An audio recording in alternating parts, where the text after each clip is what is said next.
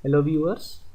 आज की वीडियो में हम सीखेंगे कि कौन कौन से ऑपरेशंस सेट्स के ऊपर अप्लाई होते हैं। सबसे पहले हम अरिथमेटिक ऑपरेशंस लिख लेते हैं, जिससे आप सब फैमिलियर होंगे। ये 4 अरिथमेटिक ऑपरेशंस आपने अपने एलिमेंट्री क्लासेस में स्कूल में किए होंगे। Addition, subtraction, multiplication and division. इनके सिंबल यहाँ लिखे हुए हैं। एडिशन का सिंबल प्लस, सब्सट्रैक्शन का माइनस, मल्टीप्लिकेशन का ये क्रॉस से रिप्रेजेंट करता है और डिवीजन का इससे। ठीक है, बिल्कुल सिमिलर ऑपरेशंस सेट पर भी अप्लाई होते हैं, बट उनका रिप्रेजेंटेशन थोड़ा डिफरेंट होता है। तो देखते हैं operations on sets. First, union. इसका सिंबल होता है कैपिटल यू से रिप्रेजेंट करते हैं। ठीक है, इसका बिहेवियर बिल्कुल अरिथमेटिक ऑपरेशन एडिशन की तरह होता है। ठीक है। Second, difference. ठीक है, इसका सिंबल होता है माइनस। तो आपको देख के समझ आ रहा होगा कि अरिथमेटिक ऑपरेशन सब्सट्रैक्शन की तरह बिहेव करेगा। Third, Cartesian product. इसका सिंबल क्रॉस होता है। देख के समझ आ रहा होगा आपको कि इसका बिहेवियर मल्टीप्लिकेशन की तरह होगा। ठीक है। Fourth, intersection. इसका सिंबल कैपिटल यू होता है बट रिवर्स में। ठीक है। फिफ्थ ऑपरेशन होता है कॉम्प्लीमेंट। इसका सिंबल हम सिंगल कोट से भी रिप्रेजेंट कर सकते हैं और small raise to the power C से भी। ठीक है। ये जो इंटरसेक्शन मेथड है ये डिवीजन की तरह बिहेव करेगा, बट थोड़ा सा डिफरेंट। ठीक है। तो ये जो 4 मेथड्स हैं ये तो अरिथमेटिक ऑपरेशन की तरह बिहेव करेंगे, बट थोड़ा कॉम्प्लीमेंट थोड़ा सा डिफरेंट होगा। सबसे पहले हम यूनियन ऑपरेशन को देखते हैं कि इसको सेट पे कैसे अप्लाई करते हैं। इसको एग्जांपल के थ्रू समझेंगे। मान लीजिए आपके पास एक सेट ए है जिसके एलिमेंट्स 1, 2 है, और एक सेट बी है जिसके एलिमेंट्स 3, 4 है। ठीक है। Right A union B. आप इस ए यूनियन बी को सिंबल की फॉर्म में कैसे लिखेंगे? Set A union, capital U लिखेंगे, इन बी। इसको रीड कैसे करेंगे? A union B. ठीक है। अब इसका सॉल्यूशन देखते हैं क्या होगा। A union B. अब इसके एलिमेंट्स क्या होंगे? अभी मैंने आपको बताया कि जो ये union operation arithmetic operation addition की तरह बिहेव करेगा। मीन्स सेट ए और सेट बी के एलिमेंट्स ऐड हो जाएंगे। ठीक है। इसका रिप्रेजेंटेशन का तरीका एडिशन से थोड़ा डिफरेंट होता है। जैसे कि 1, 2, 3, 4 ये ए यूनियन बी के एलिमेंट्स होंगे। ठीक है। जैसे नॉर्मल एडिशन में क्या होता था कि आप 2 नंबर को ऐड करते थे और आपको एक थर्ड नंबर मिलता था। तो ऐसे यूनियन में भी होता है कि सेट ए और सेट बी के एलिमेंट्स को कंबाइन कर देंगे और आपको थर्ड सेट मिल जाएगा जिसका नाम है ए यूनियन बी। ठीक है। तो यूनियन ऑपरेशन में हम क्या करते हैं? 2 सेट्स को कंबाइन कर देते हैं। और हम कंबाइन कैसे करते हैं? उनके दोनों सेट्स के एलिमेंट्स को एक साथ लिख देंगे। ठीक है। अब हम इसको वेन डायग्राम के थ्रू कैसे रिप्रेजेंट करेंगे, चलो देखते हैं। सबसे पहले तो एक यूनिवर्सल सेट के रेक्टेंगल बनाएंगे। अब ये जो सेट ए है, सेट बी है, ये इसके अंदर कैसे रिप्रेजेंट करेंगे? सेट ए का सर्कल अलग बनाएंगे और सेट बी का सर्कल अलग बनाएंगे। अब इनको अलग क्यों बनाया है ये आपको नेक्स्ट एग्जाम्पल में समझ आ जाएगा। ठीक है। फिर भी थोड़ा सा हिंट दे देता हूँ। कि सेट ए और सेट बी के जो एलिमेंट्स देख रहे होंगे आप, ये एक दूसरे से बिलोंग ही नहीं करते, ठीक है। जैसे सेट ए में 1 and 2 है एंड सेट बी में 3 and 4 है, ये एक दूसरे से बिलोंग ही नहीं कर रहे, इसलिए इन सर्कल्स को अलग अलग बनाया क्योंकि इनमें कुछ कॉमन ही नहीं है, ठीक है ना। तो सेट ए के सर्कल में सेट ए के एलिमेंट लिख देंगे 1 and 2, यहाँ पे सेट बी के एलिमेंट्स लिख देंगे 3 and 4, ठीक है। और बुक्स में इसको कैसे रिप्रेजेंट किया होता है कि जहाँ पे ये एलिमेंट्स लिखते हैं उनको थोड़ा शेडेड तरीके से कर देते हैं, ठीक है, इनको थोड़ा शेड कर देते हैं, वो थोड़ा डार्क हो गया, जरा मैं अभी इसको ठीक कर देता हूँ, ठीक है। बुक्स में ऐसे रिप्रेजेंट किया होता है कि दोनों जो सर्कल्स होते हैं उनको थोड़ा सा शेड किया होता है, उनके बीच में एलिमेंट्स को लिखा था, ठीक है। तो कंफ्यूज मत होना, इनको शेड करके ये दिखाना चाह रहे हैं कि ये ए यूनियन बी को रिप्रेजेंट कर रहे हैं दोनों को, ठीक है। इसको कह सकते हैं कि ये Venn diagram A union B को रिप्रेजेंट कर रहा है। एग्जाम्पल 2 देख लेते हैं। इसमें एक सेट सी दे रखा है जिसके एलिमेंट 1, 2 है, एक सेट डी दे रखा है जिसके एलिमेंट है 2, 3, 6। आपको क्या फाइंड करना है कि सी यूनियन डी क्या होगा, ठीक है। इसका सोल्यूशन देखते हैं क्या होगा। C union D is equal to, union में क्या होता है कि यूनियन ऑपरेशन हम जिन दो सेट के ऊपर अप्लाई करते हैं उन दोनों सेट्स के एलिमेंट्स कंबाइन हो जाते हैं आपस में। तो इसमें भी हम यही करेंगे 1, 2, 2, 3, 6, ठीक है, दोनों सेट्स के एलिमेंट्स को कंबाइन कर दिए। बट अगर आप ऐसा लिखेंगे तो गलत हो जाएगा, इसमें कंडीशन होती है। जब ऐसा कभी होता है जब आप यूनियन ऑपरेशन अप्लाई करते हैं और एलिमेंट्स रिपीट होने लग जाते हैं तो हम उनको एक ही बार लिखेंगे, ठीक है।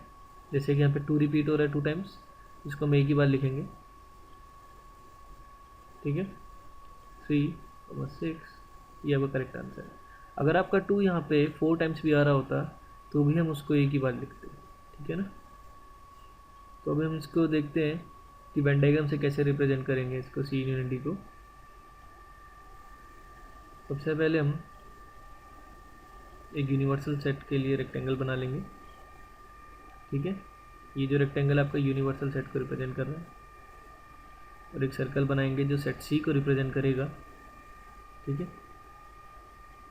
और एक सर्कल और बनाएंगे जो सेट डी को रिप्रेजेंट करेगा। ये हमने सेट डी के लिए सर्कल बनाया, ठीक है, set C and set D.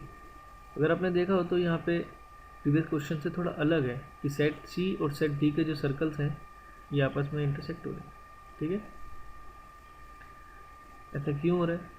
क्योंकि अब ध्यान से देखें कि सेट सी में जो एलिमेंट 2 है वो सेट डी के अंदर भी प्रेजेंट है, ठीक है। मतलब कि आप कह सकते हो कि सी और डी के अंदर एलिमेंट 2 कॉमन है। तो ये वाला जो पार्ट है, ये जो वाला जो पार्ट है, ये आपका कॉमन एलिमेंट को रिप्रेजेंट करेगा, इसको कॉमन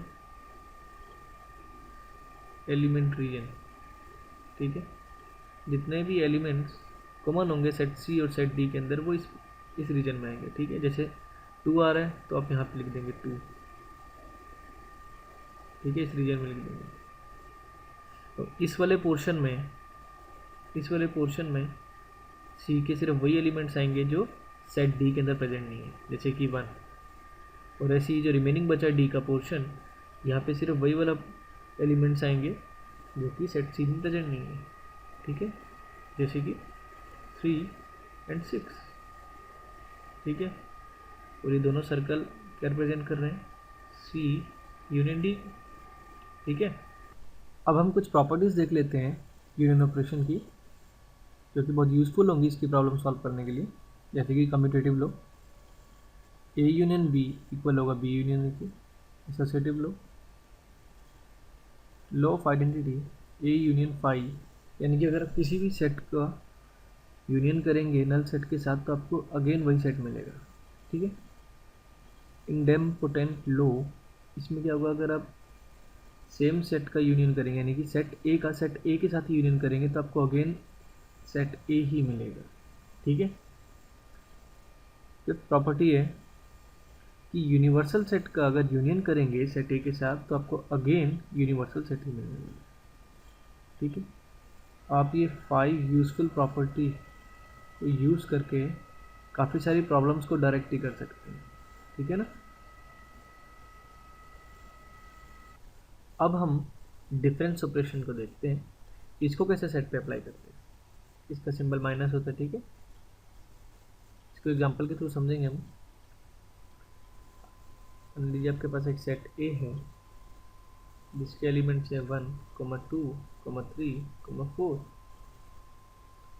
एक सेट बी है जिसके एलिमेंट्स हैं 1, 2। आपको क्या फाइंड करना है, फाइंड ए माइनस बी। इसको क्या रीड करते हैं, ए माइनस बी, और ये माइनस सिंबल किसका होता है, डिफरेंस का। एंड बी माइनस ए, ये आपको दो चीज़ें कैलकुलेट करनी है। इसका सोल्यूशन देखते हैं, ए माइनस बी। ए माइनस बी का मतलब है कि सेट बी में जितने भी एलिमेंट हैं, अगर वो सेट ए में प्रेजेंट है तो उसको एलिमिनेट कर दो, ठीक है। ए माइनस बी का मतलब क्या है, ए माइनस बी का मतलब है कि सेट बी में जितने भी एलिमेंट हैं, अगर वो सेट ए में प्रेजेंट है तो उसको एलिमिनेट कर दो, ठीक है। जैसे कि सेट बी के अंदर कौन कौन से एलिमेंट है, 1 और 2। अब अगर ये सेट ए के अंदर ही प्रेजेंट हो गए तो उनको एलिमिनेट कर देंगे हम। जैसे कि 1 और 2 प्रेजेंट है, सेट बी के एलिमेंट थे तो इनको एलिमिनेट कर देंगे, और रिमेनिंग क्या बचेगा, 3, 4। ये आपका आंसर, ठीक है। अब इसका वेन डायग्राम देख लेते हैं कैसे बनेगा।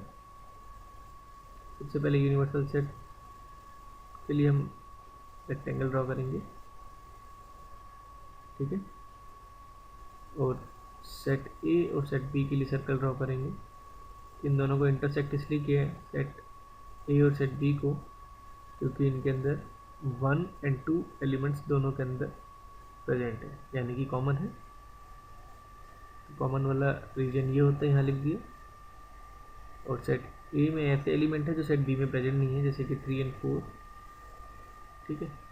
अब ए माइनस बी को कैसे रिप्रेजेंट करेंगे, ठीक है। ए माइनस बी में कौन कौन से एलिमेंट आ रहे हैं, 3 और 4, 1 और 2 को छोड़ दो, यानी कि आपके पास कौन सा रीजन आया, ये वाला रीजन। मैं इसको थोड़ा डार्क कर देता हूँ, समझ जाना इसकी बॉर्डर को। मतलब आपके पास ये वाला रीजन आ गया, ठीक है। ये रीजन क्या रिप्रेजेंट कर रहा है आपको, ए माइनस बी को, ठीक है। ऐसे ही अब हम बी माइनस ए को भी कैलकुलेट कर लेते हैं। बी माइनस ए का मतलब हुआ कि सेट ए के अंदर जितने भी एलिमेंट है उसको सेट बी में से रिमूव कर दो। अगर सेट ए के अंदर जो भी एलिमेंट है, अगर वो सेट बी में भी प्रेजेंट है तो उनको एलिमिनेट करना है। अब सेट ए के अंदर कौन कौन से एलिमेंट हैं जो सेट बी में प्रेजेंट है, 1 और 2। ये जो 1 और 2 एलिमेंट्स हैं सेट ए के अंदर, ये सेट बी में भी प्रेजेंट है, तो इनको एलिमिनेट कर देते हैं, ठीक है। ये एलिमिनेट हो जाएंगे तो सेट बी के अंदर क्या बचेगा, कुछ भी नहीं बचेगा। जब कुछ नहीं बचता तो हम क्या लिखते हैं, नल सेट, ठीक है। 5 कुछ नहीं बचेगा तो मतलब नल सेट होगा। हमने क्या किया बी माइनस ए में, सेट ए के अंदर जितने भी एलिमेंट थे, अगर वो बी में भी प्रेजेंट है तो उनको एलिमिनेट कर दो, और फिर जो बी में रिमेनिंग बचेंगे वो हमको यहाँ लिखना है, वो हमारा आंसर होगा, ठीक है ना। जैसे कि 1 और 2 एलिमिनेट किए अगर सेट बी में से, तो इसमें तो कुछ बचेगा ही नहीं, और जिसमें कुछ नहीं होता नल सेट तो होता ही है उसका आंसर, तो नल सेट आएगा, ठीक है। अब देखते हैं इसका वेन डायग्राम कैसे बनेगा। बिल्कुल सिमिलर पहले यूनिवर्सल सेट ड्रॉ कर लेते हैं हम। 2 सर्कल्स बना लेते हैं जो सेट्स ए और सेट बी को रिप्रेजेंट करेंगे। ये सेट ए को कर रहा है, ये सेट बी को। वही एलिमेंट्स लिख देंगे 1 और 2, 3 और 4। अगर ए के एलिमेंट आपने रिमूव कर दिए सेट बी से, यानी कि ए के तो आएंगे ही नहीं, ठीक है ना। और ये 1 और 2 इसमें से एलिमिनेट हो चुका है बी में से, क्योंकि 1, 2 प्रेजेंट थे सेट बी के अंदर, जो ए में थे उसे डी में प्रेजेंट थे और आपने एलिमिनेट किया, तो मतलब आपके पास कौन सा पोर्शन बचा,